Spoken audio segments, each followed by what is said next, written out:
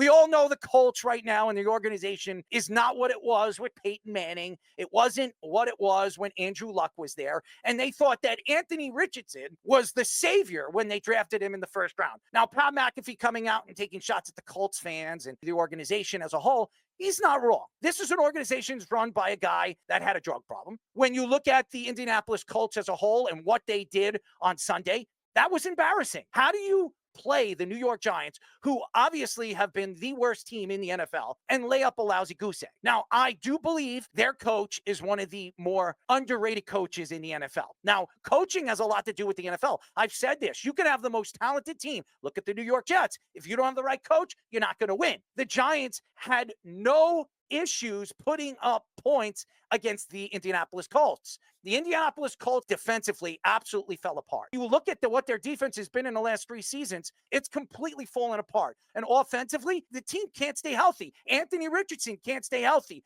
This is an organization that set themselves back. Why? Because Anthony Richardson isn't the answer. Now, what do they do going into this year's draft? Do they give up on Anthony Richardson? Do they trade Anthony Richardson? Do you make a trade for a Bryce Young? I don't know what this organization is going to do in the offseason and where this organization has gone over the last couple of years. It speaks volume of where this organization is going to go in the future. Going back to what Pat McAfee said, the Colts are not the worst football team right now in the NFL. The Colts right now don't have the problems the New York Jets have or the Cleveland Browns have or some of these other teams that have not really done what they were supposed to do. You look at the Jets. They brought in Aaron Rodgers. What has Aaron Rodgers done for them? Nothing. He's put up numbers, and this team is falling apart right in front of our eyes. It doesn't matter who they trade for. You bring in Davante Adams. Davante Adams is great. They have the 6th best defense in all of football, and they're still getting killed. Look what Buffalo did to them. The Colts just showed me one thing. They gave up on the season. Does that mean the coach should be fired? I don't think the coach should be fired, but we all know what the owner likes to do, and he likes to